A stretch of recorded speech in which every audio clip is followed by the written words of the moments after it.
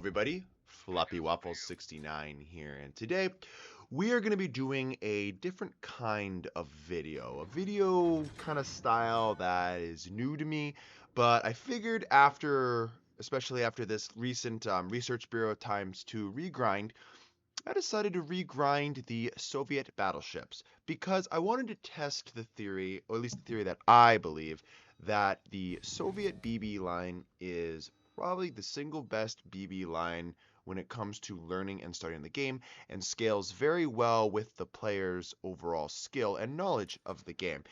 And of course, to no surprise whatsoever, my theory proved correct, at least in my opinion. Now, again, I'm not going to go through all like the trials and errors and what are my factors and no. Okay, again, it's just me playing the game. I'm not comparing it to other players, but I figured I should just put it out there and explain kind of my thoughts about why I believe this and why I think everyone here should take a second look at these ships and potentially think about either if you haven't gone them to go down and grind this line, or if you already have them, picking them back up and playing them. Because I've been seeing a lot of people, especially when they make their tier list, which again I'm not a very big fan of because it's incredibly subjective, kind of trashing on the Soviet BB line.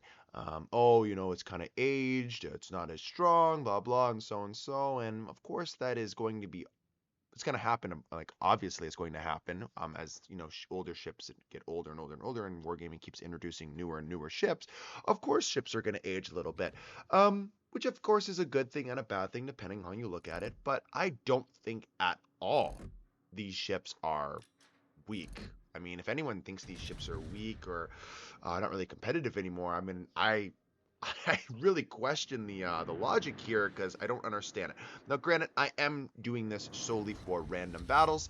I am not doing this for like clan battles. I will also be including kind of my ranked analysis with these. So I definitely want to talk a little bit about it, talk about each ship, and go about basically the concepts about why I think this. Obviously I did a little bit of research. I utilized the ship tool, server statistics, and I also cross-referenced that with the Tamato GG World of Warships servers. Both servers include the NA. I didn't go across all servers like EU or China, or sorry, not China, but Asia.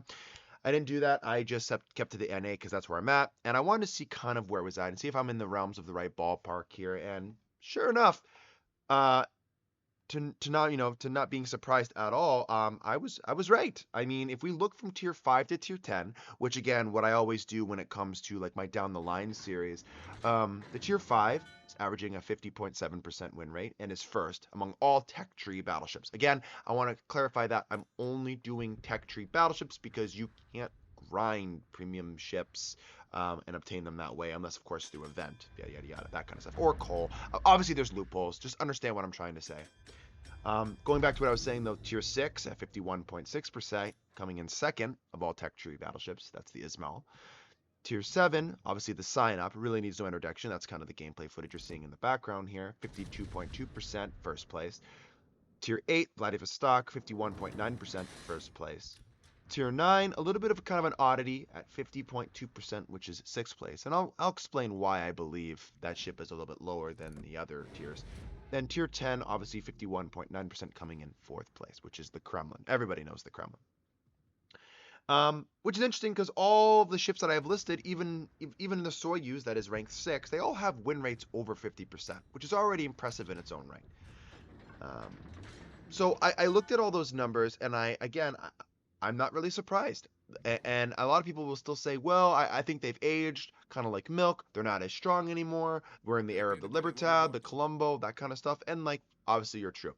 And I believe that's another big thing why I believe like the Soyuz and the Kremlin aren't, topping out the number 1 and number 2 charts or whatever. They're, 6 and 4, is because the power scale and differential between the tiers, especially at those upper tiers, tier 9 and tier 10, is obviously going to be a little bit more drastic. Gimmicks are kind of taken to the extreme, right? And obviously we have to factor in the matchmaker, the Soyuz, probably getting thrown into a lot of super ship battles. And then obviously the Kremlin going up against things like the Cristoforo Colombo, the Libertad, right? Those kind of ships. So you have to factor that in too.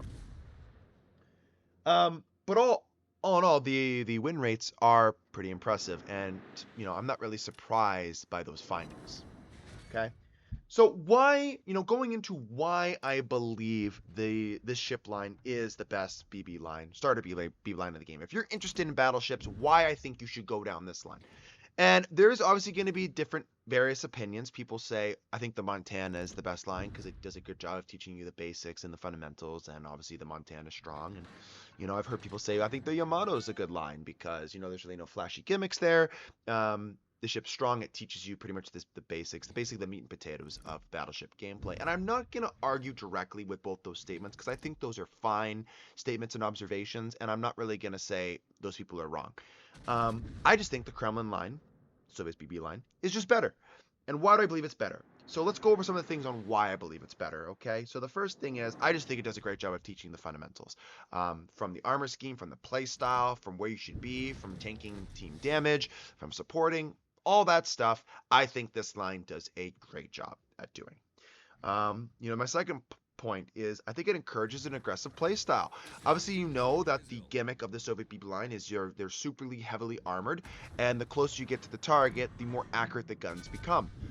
Again, that's encouraging players to not snipe in the far back of the game, but get up in the fray, support your teammates, tank for them, be that bully on the front lines. Another reason is they have the survivability/durability with the armor and the fast-acting damage control party to take a beating, especially if you angle correctly, which is another thing the ship will teach you to angle, because if you don't angle, you will eat citadels. But this thing does a really good job of absorbing that damage and making sure that the damage is mitigated through your fast active damage control party and through your just insane amounts of armor that you have, usually tier for tier.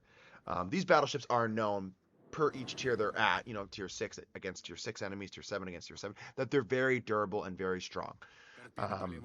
And that should not come to a surprise at all. Another reason I have is the grind. I think a lot of players that make content out there are only focused solely on the higher tiers. Especially when people say, "Oh, the Montana line is a great BB line, and the Japanese BB line is a good BB line to start," but they're not factoring in the entire grind. Even if you want to go in all the way down to tier 3, that's fine. But I'm talking from tier 5 to tier 10. I think there's not really any stinkers in this line, at least in my opinion. I mean, if you really want to go out on a limb, you could probably say that the Ismail might be a little bit of a tricky one based upon the turret arrangement and all that stuff. But I really don't feel like this line offers any ship that's like, fuck, I have to free XP my way past this ship. None of the ships in the line, at least for me, in my opinion, have that. All ships offer their pros and their cons and are pretty damn strong for their tier. And then the last thing, obviously at tier 7 here at the sign up, you have access to 406s from tier 7 plus, and obviously finishing the line in the Kremlin, you have 457s, which again covers overmatch. Some lines don't have that, and this line checks that box. So for all you BB players that want to point and click, this BB line can do that. And you're going to see examples of that again as the more gameplay footage I show. So obviously, what are some of the downsides to this line? Because if we talk about the pros, we have to talk about the cons as well. First things that jumps at mind is because this ship encourages a more aggressive playstyle, a more front lines focused playstyle, and your guns become more accurate once you close the distance. The same can be said if you stay at longer ranges and try to snipe, your accuracy is pretty trash. But I want to put that in air quotes because there always seems to be that one compensation shell that I like to say, or that one deviating shell from the Savile that always happens to smoke the target, especially if it's a cruiser, it happens to be a Citadel. I don't know why that is. Maybe that's baked in prior Soviet bias. I don't know, but I do happen to notice that. So I want to put that downside in air quotes. But we can safely say that the consistency of the shells and the grouping isn't as consistent at longer ranges as it would be when you're closer and closing the distance, right? We can all agree on that. The next one, again, this one is pretty subjective and could be applied to every line in the game, would be that the line is very and heavily dependent on the player's understanding of the game, and how to manage your damage control parties, understanding certain scenarios, reading the mini map, and playing, the situation accordingly. Again, you could put that label on every line, but I really have to state that and stress that because this line they're one of the few BB lines in the game now, which I can't believe I'm saying that. It's so sad. That can actually get punished if they are showing flat broadside. So you're going to have to be conscientious of where you're at and make sure you angle appropriately, learn how to angle, how to utilize your armor, and get the most out of it to mitigate the most amount of damage possible, okay? Another one would have to be, let me see here. Another thing would be submarines. Obviously, submarines are in the game now, so we have to factor that in. And obviously, battleships in general already come like it sucks to play against subs, but yet they have the furthest like stopping homing, so you could dodge them if you know how to dodge torpedoes. But they do have that. Let's say because they have the fast acting limited amounts of damage control party that fighting submarines does suck because you only have so many pops to basically stop the homing mitigation. And if you are too horny, basically, to use your damage control parties in the wrong situations, you will run out of damage control parties fast. So these ships especially do not like to fight or be anywhere around in the vicinity of submarines. So you're going to have to be a captain that has brain turned on and know how to position your ship and how to play against submarines, or you will be finding your way back to port very, very quickly. And that the same can be said too with managing that damage control party when it comes to floods and fires. Never, ever should you ever damage control one flood or fire unless you are going to die from that flood or fire. You have to be very conservative and know when to pop that damage control party, or again, you will run out of them so incredibly fast. Again, it's kind of like the Schlieffen because the Schlieffen has the same fast acting damage control parties.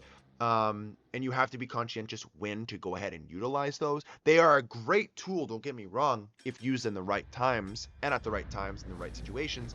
But if you use them all the time for just stopping one homing ping or whatever, you're going to run out of them so damn fast. But at least the Schlieffen has hydroacoustic search, so it theoretically could spot surface submarines or submarines that are 2 kilometers beneath it or that kind of stuff. But yeah, we don't get that here on the Soviet BBs. So when it comes to the big weakness of the ship, like I already mentioned this, if you catch yourself or you find yourself going broadside to a enemy ship, especially enemy battleships, you will get absolutely schwacked. And I believe I have a good little clip for you guys to go ahead and showcase exactly what I'm talking about. I'm fucking dominating this New Mexico, pretty much bending him over. No! The Kansas, he's gonna fucking nuke me. Damn it. I can't do shit against this King George. What the fuck? Yeah, so as you saw right there, if you lack situational awareness and don't realize when an enemy battleship has you in its sights and kind of catches you with your pants down, you will get schwacked and you will take citadels because the citadel is very exposed. Now, you do have a very thick in regards to millimeter wise armor belt, and you can utilize that to ricochet a lot of shells, but that citadel is external, and that basically means that there is nothing, no spaced armor, no padding, no bulges that are going to really help as like spaced armor to help mitigate incoming damage and potentially, get out of jail free card. You're not going to have that here. You're just going to have that raw, thick armor belt that you're relying on, which is fantastic if you angle right. And as you're seeing in the background, especially when we get more and more further into this particular battle, you will see examples of what exactly I'm talking about. But again, that's a skill that's going to be learned. You can't just learn that, or be a master at that after, a couple, 20 to 100 battles. It's just not going to happen. You're going to find yourself in situations. And again, it's very solely dependent on the ship you're playing as well, because some ships have different armor values. And again, you're fighting various other ships in the game who have different penetration, improved ricochet angles, yada, yada, yada, all that stuff. So you're going to have to find the right scenarios and know how to angle at that 30, 45 degrees, whatever it's going to be, in order to initiate a ricochet off your armor belt. And again, baiting shells too is another skill that you will learn once you get better and better at the game. But yeah, like, my whole process here, grinding for my research bureau points for ×2, I was thinking, well, am I just gonna do the Haragumo line again, or should I do something else that's a little bit more interesting? Because you can only grind the Haragumo so much until you're like, all right, I'm tired of sitting in my smoker behind an island, just slinging HE down range. It's starting to get a little bit boring for me. And so instead, I decided, you know what, I'm gonna go down the Soviet BB line because I always thought this was a great battleship line for beginners, and I thought this line is specifically scaled very, very well with the player's knowledge and skill of the game, like understanding game mechanics. And again, I was the only one who took part in this study, and I'd love to hear your guys' feedback on this, but to me, I think I'm right with this. This was a very enjoyable experience to me. I didn't feel at any time I was completely out of the fight before the fight even began because of power creep. I always felt like I had a fighting chance. But there is a little caveat, a little disclaimer with what I'm trying to say.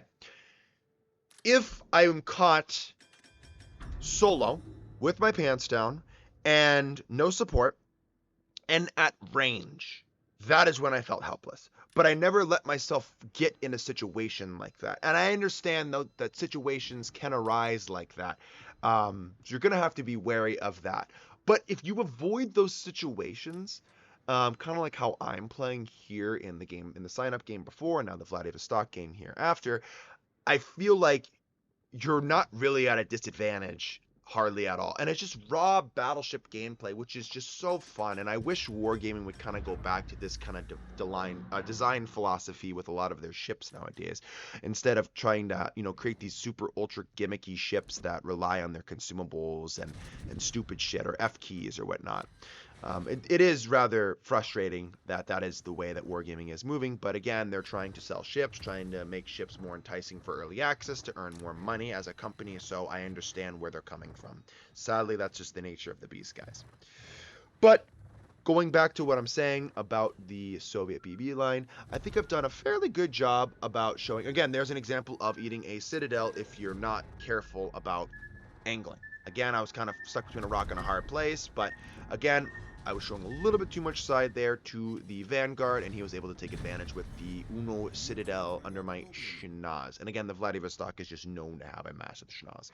So, but yeah, I mean, again, looking at all the ships, and again, going to more about the fun factor, the enjoyability of the grind, and I really want to talk about this because I can't help but feel this is a topic that is really overlooked when it comes to YouTubers and content creators talking about, oh, what I would recommend as a first starter BB line. I think the most common one that I've heard is the Montana line. And I agree, once you get to the North Carolina, especially, it's a very good BB line and it teaches you a lot about the game. The problem is that the North Carolina comes in at tier 8. And tier 8, in my opinion, you should already have a decently good grasp of how the game is played and the gimmick of your line, or what your line's strengths are and what its weaknesses are. And you want to mitigate the weaknesses while promoting and putting yourself in situations and places where you can really maximize your strengths. And that's at tier 8, right? So there are theoretically, for battleships 3 to 7 that you have to play in order to get your way up to that. That is a lot of time invested. That is a lot of resources in regards of credits, experience, that kind of stuff. And the grind for the American BB line, which I have done a down the line series too, so I really know what I'm talking about here when it comes to it. The grind is not the most enjoyable and not the most noob friendly from tiers. I mean, I could go down to tier 4, but I think the Wyoming is actually not a bad ship. But from tier 5 to tier 7, it is kind of painful. I mean, I fucking despise the New Mexico, and I'm not the biggest fan of the Colorado, and I know the vast majority of the community isn't a big fan of the Colorado. So with that factored in, again, their top speed is what, 21, 22 knots? Like, that's not really fun for anybody. So that is painful, and a lot of people want to free XP their way past it, and a lot of them do. And if they do, they find themselves in the North Carolina or the Iowa, obviously for historical reasons, I'm sure. And then they're up at high tier not knowing what the fuck they're doing. And we see this a lot with premium ships like the Tirpitz, for example, had kind of that, stigma behind it, like the Derpitz or whatever. Then we move to like the Yamato, the IGN battleship. battleship line, where they get overmatched at tier 7 as well, and the battleships are more focused on the back line, more of the pot shot, sniper, around that medium to longer ranges, but it's not really teaching you how to support your team in the essence of going and tanking damage, which I think is a vital strategy that battleship players really don't do.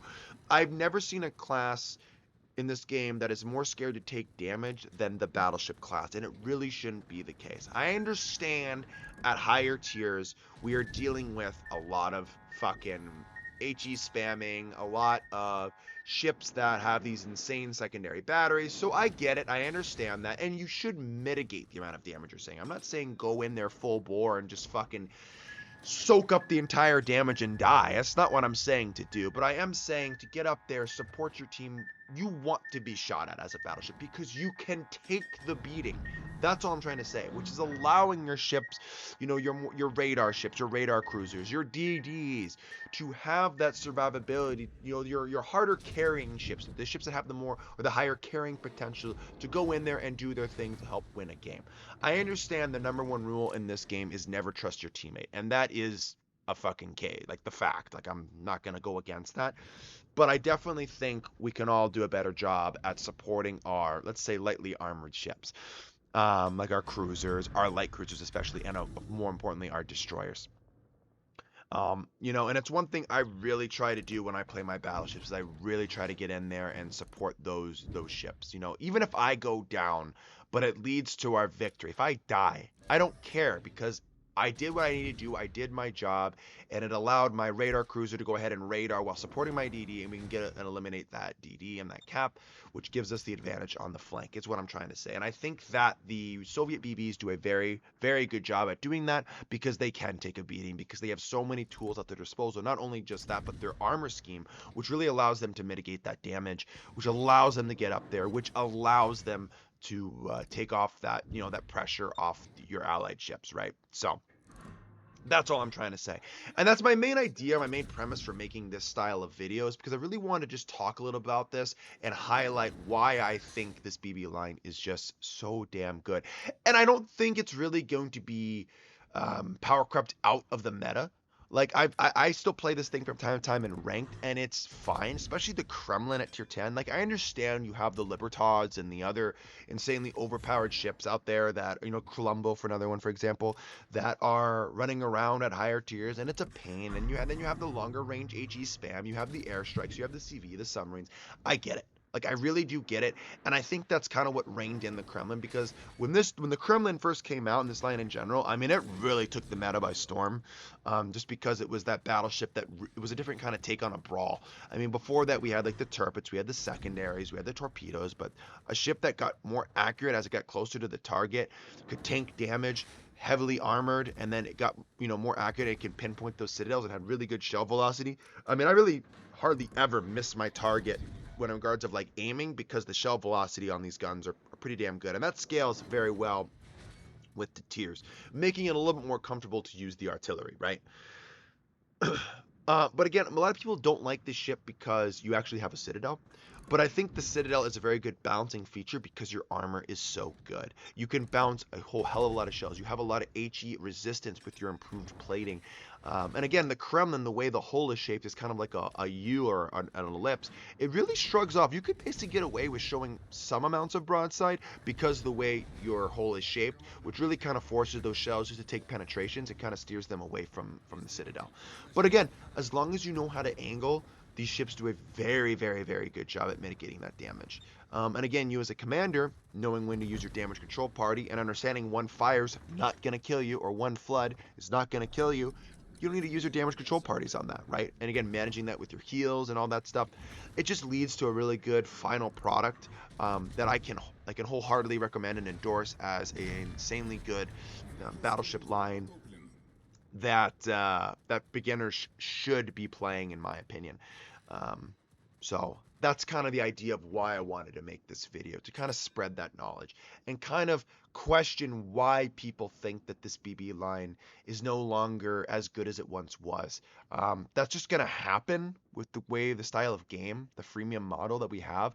Wargaming obviously is going to throw in more and more power creep. But again, with that being said, I don't think this ship is power crept out of the meta. I don't think the ship, or I don't think the ships in general down this line are power crept out of, oh, you just can't play these ships anymore. They're a pain. I don't believe that. And I'll never believe that because of what these ships bring to the table. So, and again, the last thing here before the for my video here ends is just going down the statistics of all the ships, guys. I already covered on the artillery, getting access to 406s at tier 7. The armor only goes more and more, in the upward direction until you're pushing what, 350 millimeters plus, and that's just a raw flat armor as a flat broadside. Imagine when you angle that, how much actually effective armor you have that you can go ahead and shrug off shells. It is actually quite impressive once you do this, do the math or look at it, right? Look at the numbers. So, and again, touching on the Soyuz, I already touched on why I think that ship is a little bit weaker in regards of its numbers. So, anyways, guys, I hope you enjoyed the video today. Please like, comment down below. I want to hear your guys' thoughts. Subscribe to the channel for more, and I will go ahead and leave you on the post-battle screen of this great Vladivostok game. Catch you all on the next one. Have a good day, night, and peace out.